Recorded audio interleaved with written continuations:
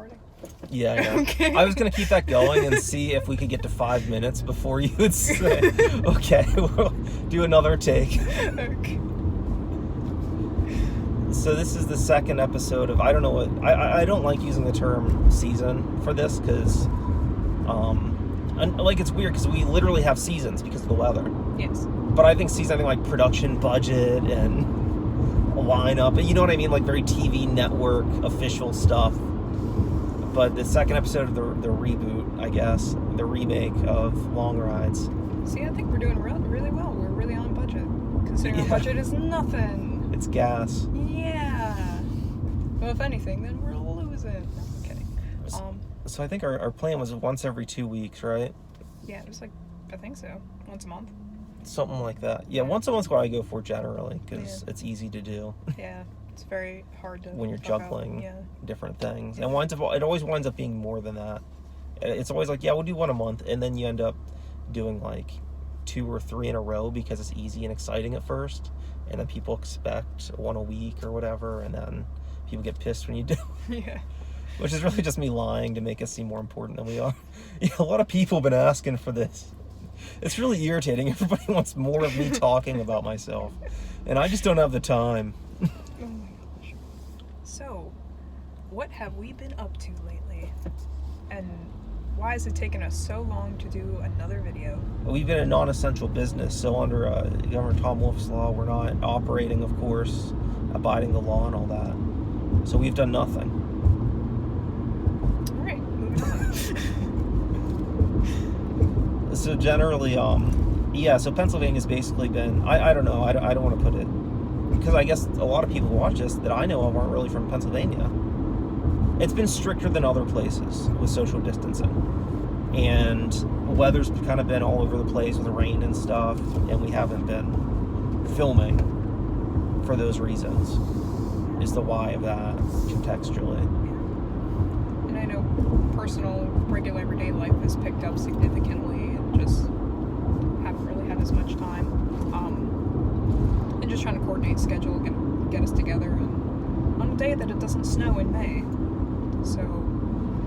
Yeah, I've heard we did have some snow, didn't we? Yeah, we did. That was something. Yeah, it was, and then it was gone. Anyway. Yeah, we'll just take up 2 lanes while we sit there. That's okay. Yeah. Anyhow. So, as of this morning, we did share a post about Too Cool for the Comic Shop, which is a series that you and our friend Eric have been doing. If you want to tell us all about that. Well, that wasn't necessarily intended to be a Long Shot Books thing, but I really don't have an interest in doing my own YouTube as much anymore because there's a few reasons. One of the big reasons is that I don't remember much of it because I don't remember much of 2018. I don't remember the year or two preceding that. But I hate this idea that we have today that people can't grow or that they can't evolve over time. And I'm okay with that. But I think a lot of people would try to associate that with Long Shot Books if I put a video up on there now to that channel, like, oh, well, this thing you did, 2 or 3 years ago, this joke you said, that's how you operate today and as you run a company.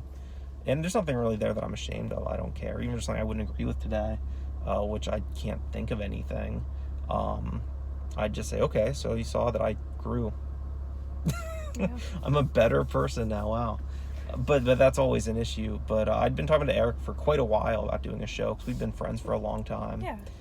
And we were talking about where to put it, and we didn't really decide. Like, I want to just throw on Long Shot Books. I want to get...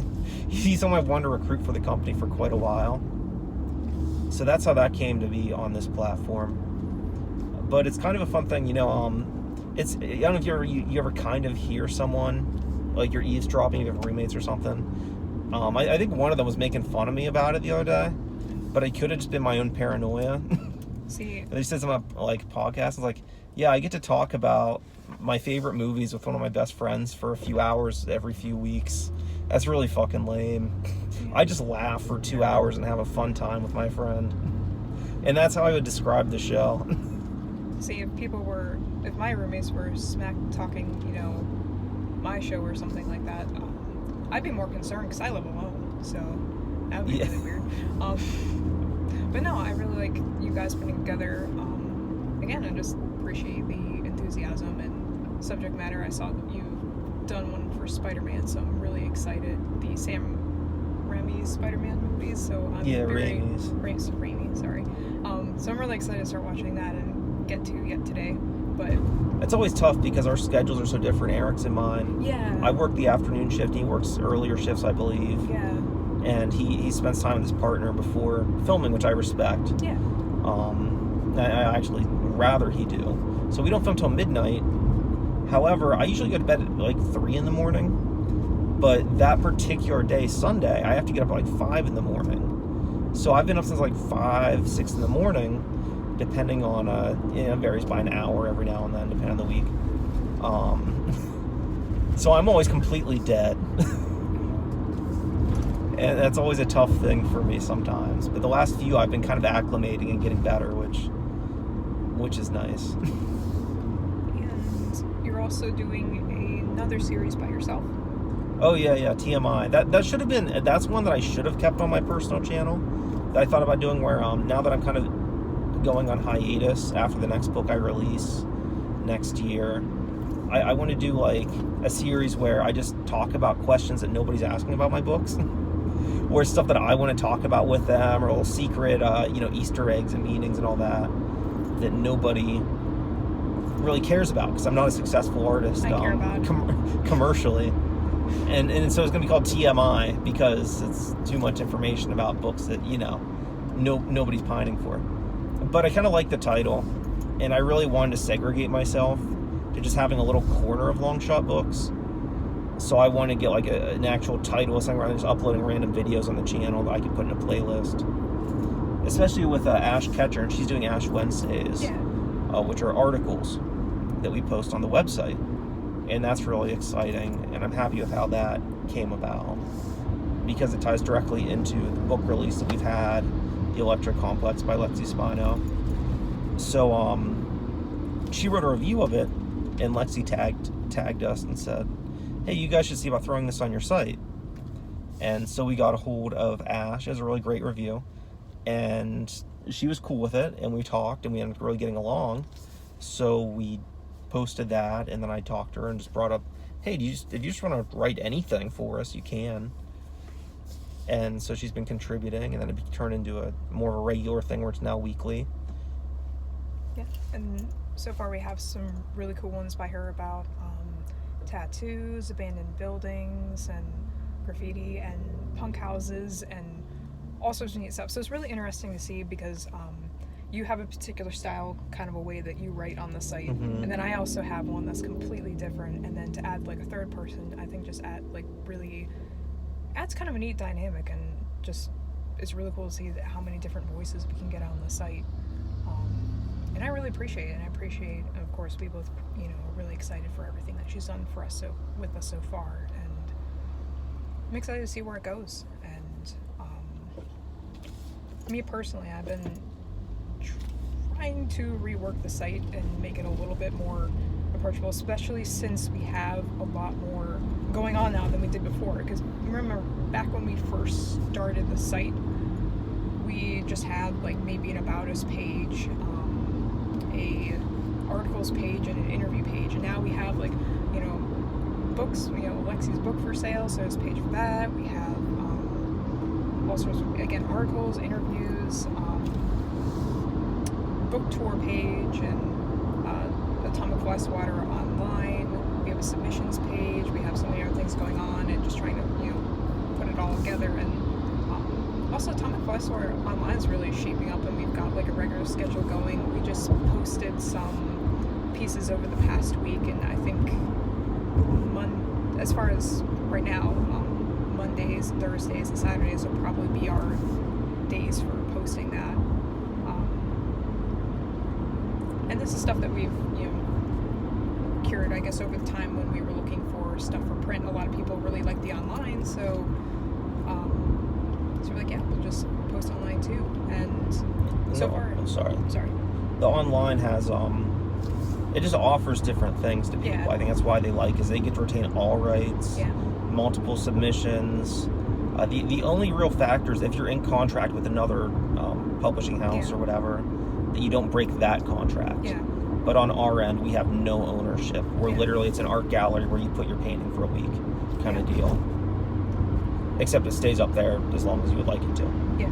Or, obviously if they ask us, they're saying, hey, I have a piece that's being published over here, and then we'll just, take it down or something like that. But, I mean, it's, no harm, no foul. It's just a really cool way to get, I guess, coordinate with authors and get to know people. So that's been a really neat experience. And so I look forward to more of that coming up. And On that note, Atomic Fly Swatter and Print has been shaping up. That's been held up by a ton of different things.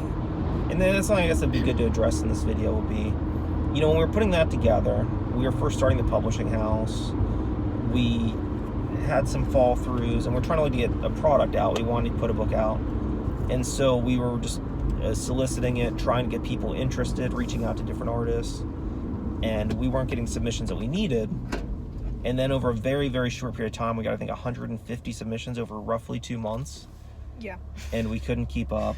And I feel bad about that. I feel guilty. Especially because I think our website said, we had a response on 2 weeks or something, which was the case in the past, because we got roughly 1 submission a month. And then, that massive increase in volume, we didn't increase in staff. We've talked to people, we've tried getting people. Generally, that doesn't work out, because a lot of people love the idea of running a publishing house until they realize that it's pretty boring.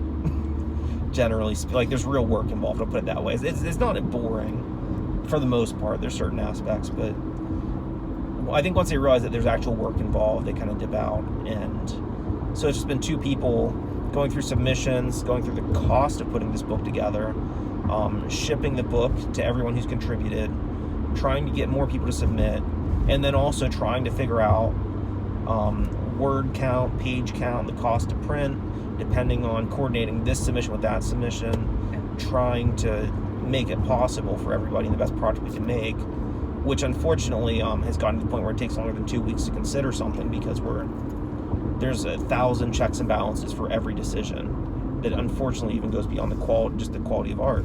Sometimes it's just possibility of even being able to print it. Plus, on top of that, all the legal stuff with the copyright, publishing rights, and trying to make sure, everybody's on the same page. And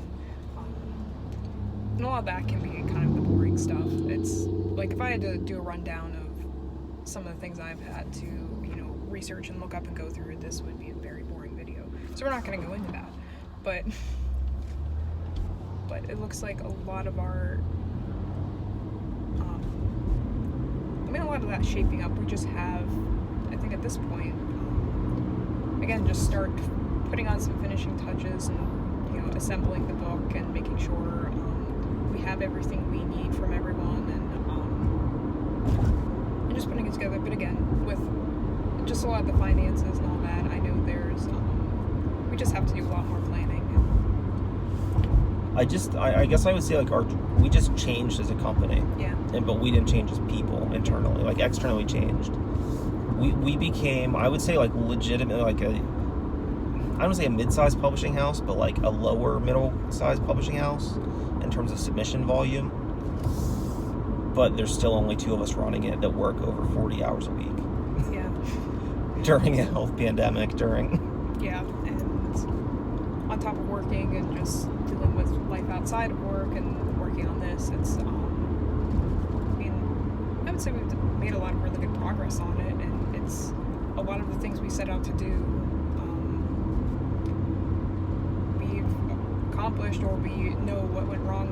For instance, things I like, we kind of realized probably isn't the best use of our time right now, and I know we've talked about this extensively, but I think it worked better, like you said, if we were able to get a bunch of different voices. But I can only go through so many books on a bookshelf and give recommendations for 7 minutes at a time. I mean, if I see things I like, then I'll upload it. Yeah. Same with Halloween Hangover. I wanted to revitalize on Longshot Books. If I watch a horror film and want to talk about it, I'm going to do that. Yeah. But I'm not going to bend over backwards to do it because it doesn't have that viewership. Yeah. And plus, I've also been considering getting onto YouTube more and trying to build up, I guess, my experience with with it, since prior to Longshot I've never been on YouTube before. So trying to figure out, I guess, how I want to approach that, and I just want to make sure it's not like too similar to whatever you're doing, unless we could just collaborate on something. But I just, because I have some videos in the works, it's just there's just some hang-ups because there's just with scheduling and just trying to find time, and personally just working, again, like 40 plus hours a week is just not always easy. But Yeah, because you could put something out, like you can film a video very easily. Yeah. And I've filmed a lot for this channel that I haven't, but it's hard to get like a remotely decent one when you're so stressed or so uncomfortable. If I was a professional YouTuber or something, professional, I don't know if I believe in that term, professional YouTuber, but you know, if that was my job, at least part-time, only 20 hours, it'd be totally different. yeah. But really, it's just something on top of something on top of something on top of something that you know we do on the side.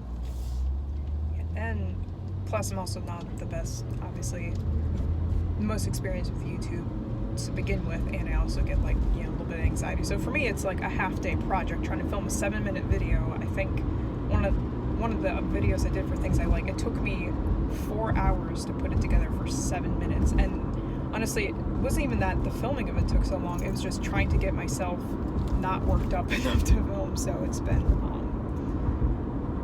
that's been a journey. So Yeah, on that note, I think a lot of my time I've spent during the pandemic with the company has been, not just the pandemic, but in general, is like long-term, trying to recruit people, trying to get those people to commit to our company. And we've got people kind of in the pipeline where it's like a few people with projects that are like nothing in ink, but it's like, hey, here's a book, you know, I think this idea would be really cool, I'm writing it, okay, awesome, we'd like to look at that once you got it ready, that kind of stuff. yeah, We've been discussing with various people, familiar faces yeah, who've worked with us in the past, who've worked with me in the past, in my previous lives, as well as contributors for content and stuff. But it's kind of a matter of like content creators is like finding a project where you got to find their TMI or something that they can do and upload semi-regularly and have that enthusiasm for some people like that, where I've been trying to really rope in, like Eric. I mean, that was probably a year in the making before we kind of settled on, okay, we'll just talk about geek movies, whatever, that's cool. It could have been any topic, but that's just the one that we figured we could talk about probably the longest. And there's stuff like that in the pipeline in terms of getting different voices and different people. yeah. I would say that's probably my real role in Longshot Books, is probably just finding other people and trying to court them to commit to our company. Which sounds sociopathic, but it's not really coordinated. It's usually just like, oh, we like this person, it'd probably be cool to work with them. Let's see if they're interested. And I guess also my focus has been just trying to get Atomic Water like online scheduled and coordinated with everything that has been submitted, and trying to figure out, you know, who else from print. So just taking everything, because I know our system that we had with tracking submissions was kind of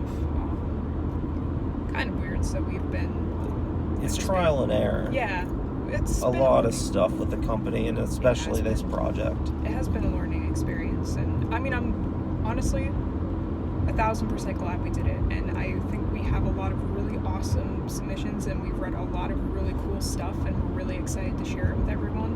And I'm honored to have everybody who's just submitted, thought about us, and even considered wanting to work with us, and I think that's been really neat. Yeah, I mean, that's the coolest thing. I mean, it's terrible. Like, we probably turned down, I could like legit name quite a few people, and I won't, because how I see it is like HIPAA law submissions. That's kind of how I treat it, where it's like I totally respect their privacy Absolutely. and all that stuff, especially if it's negative, which I'm not going to say anything negative about anybody that submits to us. But there was a lot that I really enjoyed on a personal level, but it was just a matter of like, we're just not the place for it. Yeah. Or just straight numbers games and shit like that, which is really sad and cynical to say, but it's the unfortunate truth with it, where it's like, you know, we had talked about splitting into 2 volumes, we talked about all this stuff, and at the end of the day, it was like, I think we made the right decisions, but you got to make some difficult choices down the line. And there's a lot of people, unfortunately, that it was definitely like, I really enjoyed this, but it's just the timing's just not right.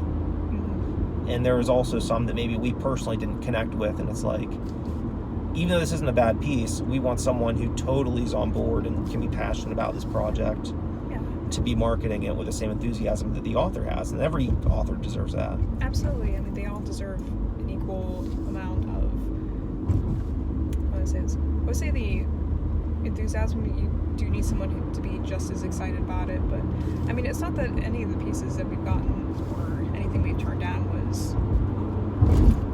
was anything to do with quality. It was just maybe it was not a good fit, and they deserve to maybe submit to a place that that piece they're submitting is exactly what the other publisher wants and is looking for. And honestly, I really would like to see that happen. I guess I don't know, to find a better match for the piece than us. I guess That'd be a cool thing to add as we grow. If we find other reliable publishing houses to recommend them. Yeah. Yeah, I don't mean that in terms of reliable as in like they're all shit. It's just that we don't know much because we have limited experiences. We don't, I work, not so much, but I've worked like I'd say 70% of the weekends this company's been active, and therefore, we don't get to go out to a lot of events. We don't get to network in that way. So we don't have those connections to say, we may not be able to take this, but these guys over here probably will. Give them a shot. But that'd be a really cool thing to work towards someday. I would love that. So, I guess we've talked about some of the things that we've currently been doing. Is there anything you're okay to share that we're going to be doing in the future? I mean, we've got different books we plan on releasing.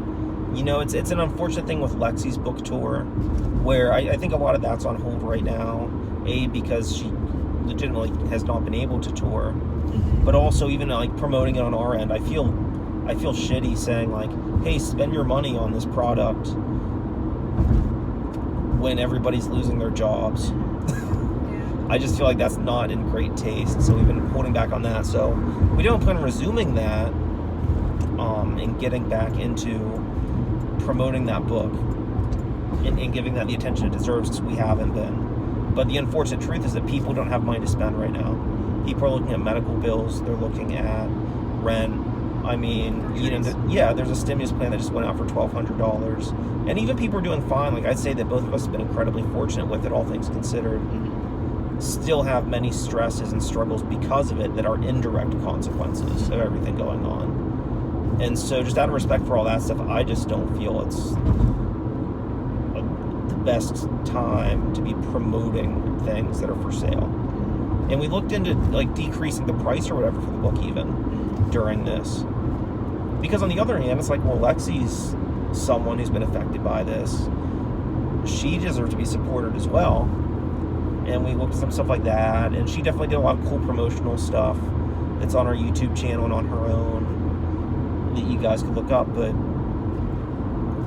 But even like decreasing the price of the book, which we looked into, with the cost of production for the book with full color pages and all that, we could go like $1 down. And I mean, like, we're making chump change on it when it's split between us, Lexi, and the artist Raymer. I mean, there's really not much wiggle room there for that particular project because we wanted a high quality publication.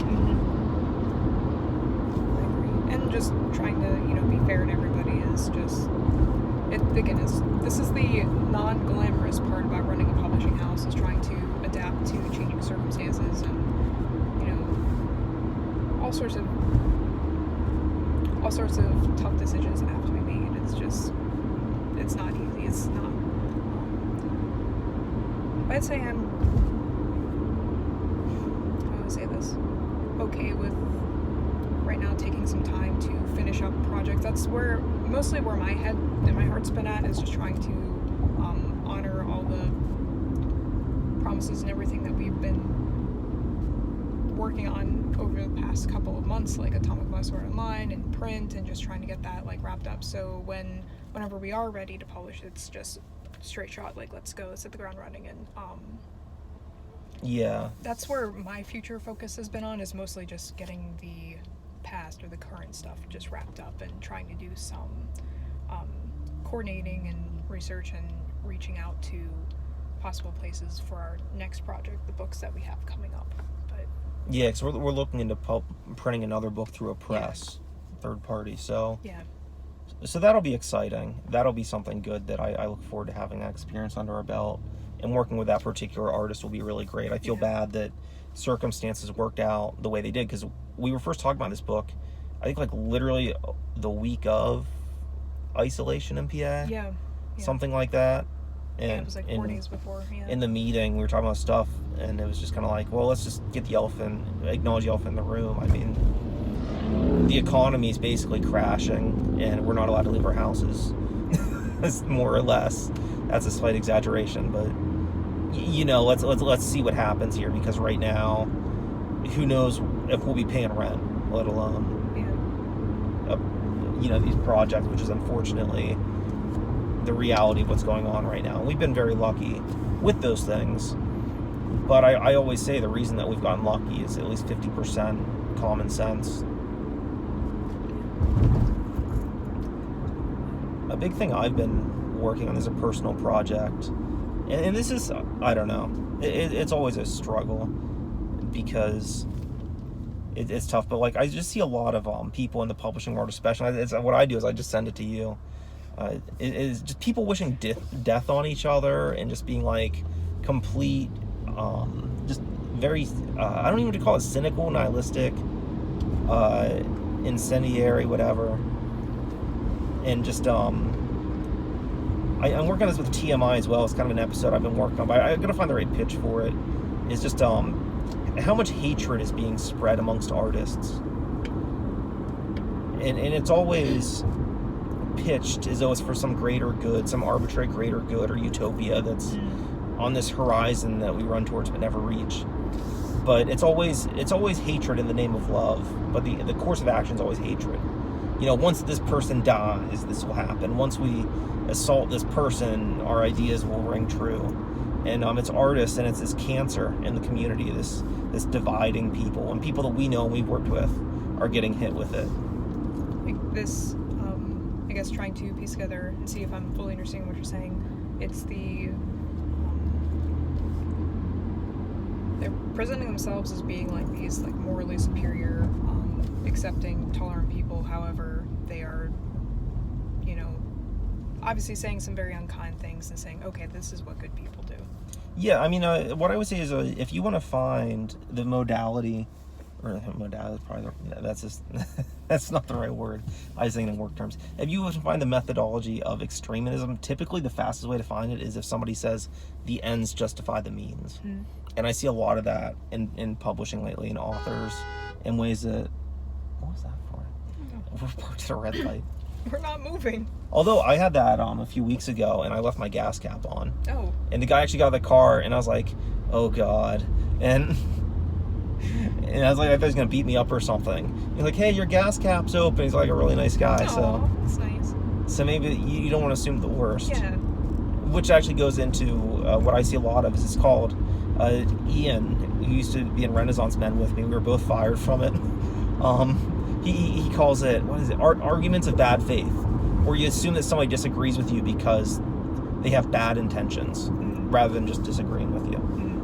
But I'm working on a lot of stuff like that, about how hatred, I think, is killing art, and hatred is killing communication with each other. And hatred is a very kind of general concept. So I'm doing, it's like a 2 or 3 part thing with TMI that I'm trying to piece together with it, but I want to find the ultimate way to pitch it. But that's a lot of what I've been working on, seeing is just these authoritarian cunts just trying to ruin art and ruin discussion, trying to shut people down, trying to ruin careers and all that over nothing even like insane, nothing racially motivated or really offensive, just in general like simple disagreements about things. Just kind of get blown up. Yeah. That's not, so it's great, because I have a treasure trove of these people now, so if they ever try and shit with long shot books, I'm just going to be like, hey, how many people have we wished death to? Because you seem to enjoy death quite a bit. So I, for many reasons, don't really get on social media a whole lot. And my friend actually remarked to me the other day, it's actually kind of funny, but got on my Facebook and they're saying, you know, on your newsfeed, all you do is share like long shot stuff. And, you know, they're like, you don't post anything. We don't know how you're doing otherwise. I'm like, oh yeah, I guess that's interesting. I was not even aware of that, but I don't know. Like, I have just this weirdly obnoxious enthusiasm with sharing people's work, and it's apparently I just my page has turned into just a posting site, so that's been kind of funny. But I don't know what kind of people you like run into, but everyone I run into, especially on like Instagram, everyone's really nice. Yeah, I've never used Instagram. I can't speak. I mean, Twitter's obviously a shithole. Yeah. But Facebook's a lot. That's what's kind of more shocking for me. Yeah. But I don't know. That's one big thing that I've been just a little side project. It's just like, you know, I used to do it on the bus on my way to work, but now I do it, you know, at breakfast. Just go through my timeline and just find insane shit. Yeah. And I don't know who said it. It doesn't matter. I think it might even been your boyfriend. They said that Facebook's just turned into basically 4chan. Yeah, sounds like something. And that's really how it kind of is, especially with artists. And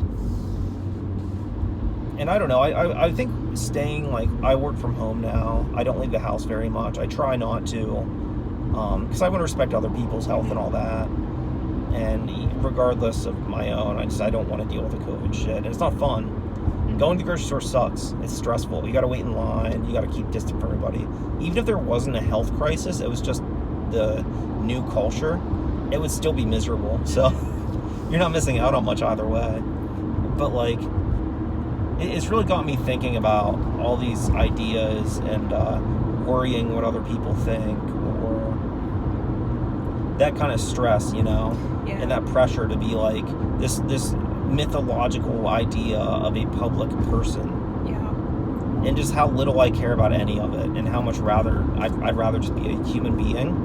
I've talked about a lot of people on the other end, the positive side of like who work in multimedia in Pittsburgh and all that, and have had some really great positive experiences that have kind of started to come out about the same thing, where they're like, yeah, I want to promote positivity in art, I want to promote a good message, but I've been so entangled in just this toxic, miserable culture Yeah. that it kind of pervaded into, you know, my own stuff, and they're kind of breaking away from it as well, and trying to cut through that while also trying to find the positivity that we can spread in Long Shot Books. Mm-hmm. Has been kind of a personal struggle that I've had to go through, I think, since we started, really, but especially the last year or so, where it's like, okay, I know all the stuff that I don't want in publishing, all the stuff that I think hurts the art for other people, but it's one thing to recognize a problem and another to propose a solution. And I think ultimately just, it's kind of funny, it's kind of what comes natural. You just find art that you like, and hopefully you get along with the people as well, and just promote that. Yeah. It's actually very simple. Yeah, you need to find. Seems like a lot of people want to be like problem finders, not really solution seekers. So I can see what you're saying. And see, I've had a weird kind of journey through all of this. During all of this, I've obviously, again, just not going out, spending a lot of time soul searching and self-reflection. I've over the past 2 years, since our company, I think, is about 2 years old now, which we missed our birthday again. Yeah, I remember that came up when we were planning something Yeah, for it. and so we forgot. Yeah. well, no, we didn't forget. I forgot. I didn't. No. I saw it. I knew it was coming. I was like, Yeah. We can't leave our house. Yeah. What are we gonna do?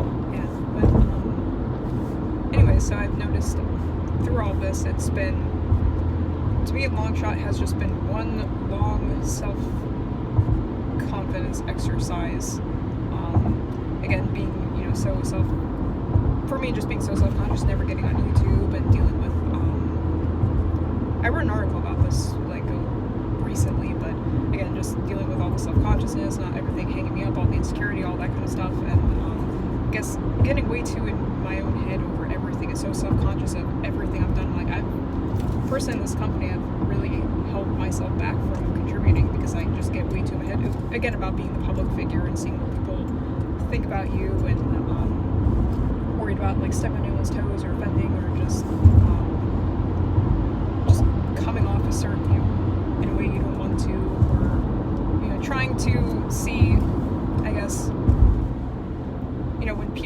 personal life kind of know you and they see you do that stuff and people ask you stuff and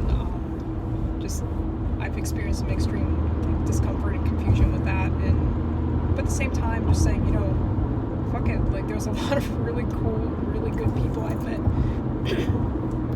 through like, interviewing them, like talking about books, going to events, and they seem to be more enthusiastic about what they're doing than above anything else, and it's especially during times like these, just seeing everyone's like banding together and their mutual enthusiasm and support for one another, it kind of helps remind me of why Longshot is here and how we work with wild dreams, we work with the crazy stuff, we want to see the pieces, like someone's dream happen right in front of them, right before their eyes. And so I guess it's been an exercise in just having more faith in positivity and supporting other people. And I guess one of the things they say with kicking the self-consciousness in the ass is to just volunteer and think outside of yourself. And I guess I don't know where I'm going with this talk, but I'm about ready to wrap up. How about you? Yeah, I got a few more ideas actually. Okay. One particular thing that I saw that kind of was getting spread around. So I got a lot of people in the horror community in my social media. And they're generally the people that I get along with and identify with. Is Joe Bob Briggs, his show The Last Drive-In on Shudder. He ended an episode giving advice to aspiring filmmakers. He's at conventions, all that. They always come up to him and say, "I'm an aspiring filmmaker, and I just need money. I just need this to get my film off the ground." And he said that basically the biggest way to ensure that you'll never be a filmmaker is to call yourself an aspiring filmmaker.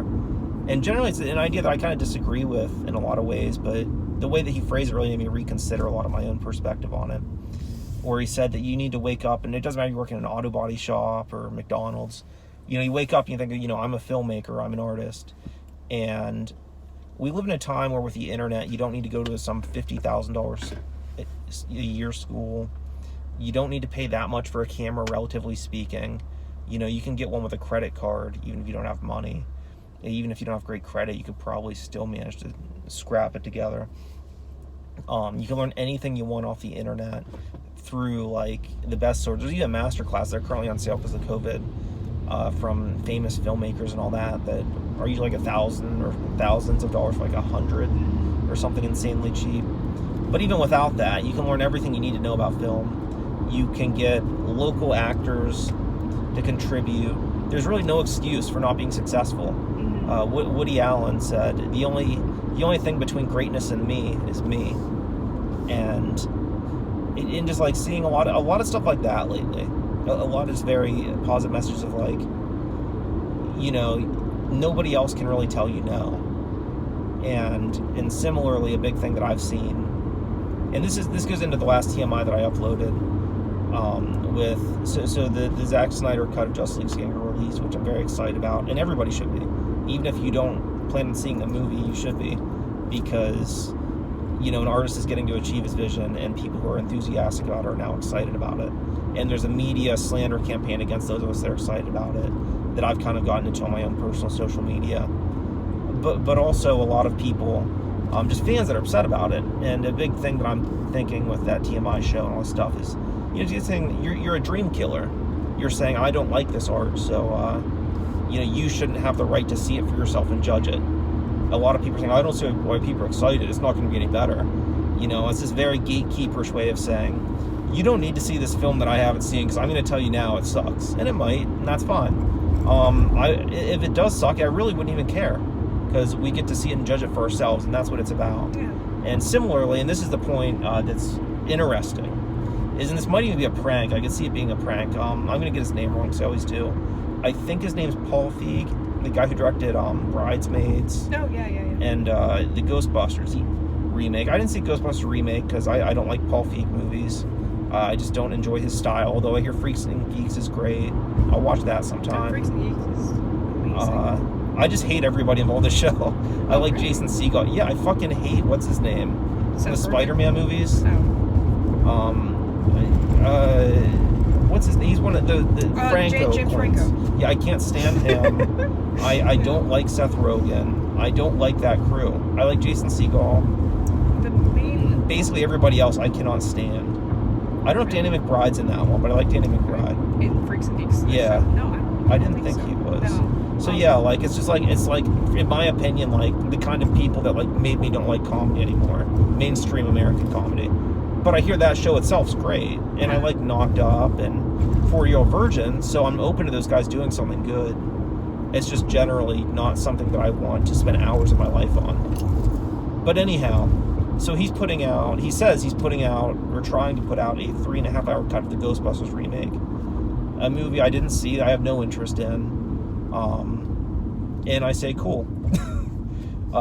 People who like the movie are now getting more of it, and that's awesome. Yeah. And people like me who don't like Paul Feig and think he's a hack now have an extra 2 hours of arguments against him as a director. I guess. I want more bad art in the world. Yeah. I guess the best way to put it is it might not be a bad cup of tea. It's just not your cup of tea. No, It it's a might bad be cup of tea. Okay. I truly believe that he is a shitty filmmaker and a hack artist. I say that with utmost arrogance. But I want there to be bad cups of tea. Because other people... Okay, so here's a good example. I like Americanos. Mm-hmm. Not everybody does. And that's okay. I generally don't enjoy a lot of tea. You know, I don't enjoy iced tea. Some people love it. I don't want to take that away from them. Yeah. You know? Yeah, like Riverdale. It's currently all over the place. It's been a slow decline, but it's one of those, people are debating if it's one of those so outrageous and outlandish that it's good, or if it's just bad television. But I'm like, hey, it's on. I'm committed to the story at this point, 4 seasons in. I'm just going to ride it out. But anyway.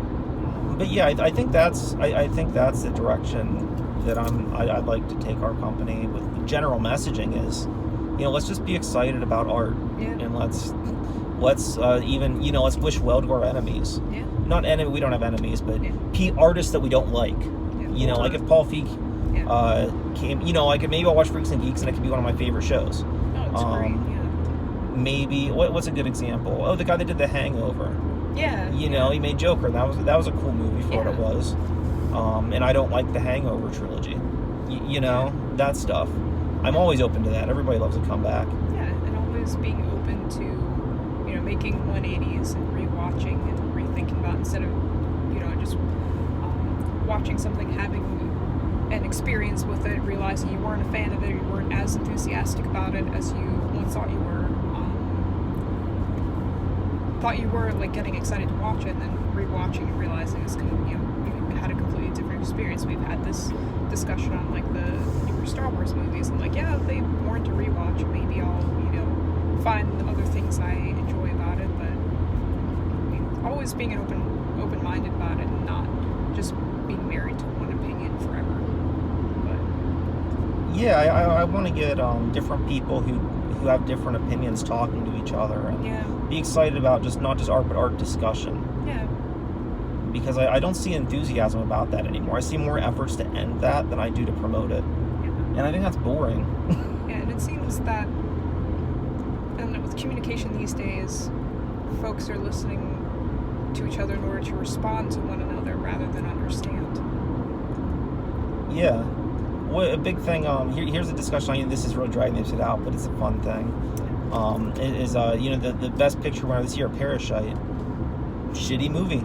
Mediocre for the first half. Mediocre structuralism. Totally shallow, inept social commentary. Plenty of other films that do better with that kind of material. And generally what I see defending the film, if you point that out, or they'll say, if you think that the film's all it's about is class struggle, then you didn't get the themes of the movie. And I always reply, say, can you please explain to me what I missed out on then, so that I can appreciate this movie more? I've never once gotten a reply to it. It's always that. I'm just so smart, I'm not going to explain, because you wouldn't even get where I'm coming from. You're such a fucking idiot, I could lay it out for you and you wouldn't get it. And I want to end that kind of talk about art. I've had a lot of discussions, like Eric and I have had some on our show where we feel very differently about something like Toy Story 4. I don't like, I think there's good things about it. I can acknowledge that. There's good things about Parasite, even though I don't enjoy that movie. I think the storytelling's bad in the movie. I think the character, I think the writing's bad, but there's good things about the movie despite that. Yeah, absolutely. You know, I mean, like a 5 out of 10 still has 5 points, so to speak. And that's probably why I give both those movies. And Erickson, he really loves both those movies, and we've talked about them. Hereditary is his favorite horror film. It's one of my least favorites. And we've had hours of discussion about them. We respect each other, and we each kind of find different perspectives on it that we can appreciate, despite maybe not even always even agreeing at the end of the day with those perspectives. And I think that's really fun. And I want to promote disagreements without fighting. Yeah, I mean, you just meet at a common place to discuss something, and you don't have to try to convince one another, persuade, or, you know, change someone's entire outlook just to talk about it, bullshit for a bit, and then part as friends. Yeah. I mean, I don't know. I guess this is a different way of, not everybody does it this way anymore, but like, I get kind of excited when somebody disagrees with me, because I think, oh, good, now I can like learn something about this. You know, not just somebody saying, yeah, I know. You're gonna get a truly different perspective, hopefully, and you can, even if you don't wind up loving the movie, you can get a different perspective on it. And I would love to just get more and more of that, as well as just different kinds of art, working with different kinds of artists, which, you know, we're going to diversify quite a bit, and hopefully we'll get different voices. I want to get more content creators and stuff like that, so that really wild ones, like I want very strong voices that don't agree with everything. You know, I mean, I'd love to promote posts and publish them, and it's like, I don't know what the fuck this person's... Yeah, we don't have a stop sign. No, they don't. This is But, weird. I don't understand this area. But yeah, like where they post something, I'm like, I don't agree with this at all, but you know what I mean? Like I want that challenge. Yeah. As a publisher to do different things. And I was talking about this with someone I'm trying to recruit for it, who has, you know, different views on art than I do and stuff, and talking about how like I'm open to putting stuff out, and there'll be certain limits, of course, but that's not even worth any discussion. It's like, because someone always gets into some crazy shit where like, what if somebody's like saying that I'm gonna bomb my ex-girlfriend at Karen's house at 48 blah blah Blue Street? It's like, yeah, obviously we're not publishing that. Yeah. Someone actually, I think, got in trouble for doing that. Yeah, no. Yeah, there's always those people that take it that extreme when you mention anything like a disagreement. Yeah. Where it's like, yeah, we're going to publish a murder document. Obviously, that's what I meant. But, but like, I do want that kind of thing where, like, I don't think we'll ever publish anything, like, straight political or anything. I don't see why we would. That's just not what we do. No. I see no reason for that. If it was artistic or about art under that, if somebody's like, you know, why art does better when a Democratic president's in or something, cool, that's interesting. Yeah. I've heard those arguments. I don't have a stance on it, but I'm curious. Yeah. I'd read it and I'd publish it. You know, let's say that they do that and I don't agree with whatever conclusion or whatever they come up with. Yeah. I'd really like that. Yeah. That would be exciting for me. You know, they invested a lot of time into crafting an argument or giving examples, you know, researching. Like, yeah, even if at the end of the day, if we don't agree with it, I'm cool with publishing, I'm cool with going through it, and I'm very interested in hearing what other people have to say and what their opinions are. Yeah. Yeah, my only rule is that if they're not just like slandering somebody, they have to like kind of support their argument, and they can't just slander somebody. I can, but nobody else can, because I pay money to. Yeah, we paid money to run our company into the ground. All right, I think that's probably a good note to end on. All right, cool. Well, goodbye.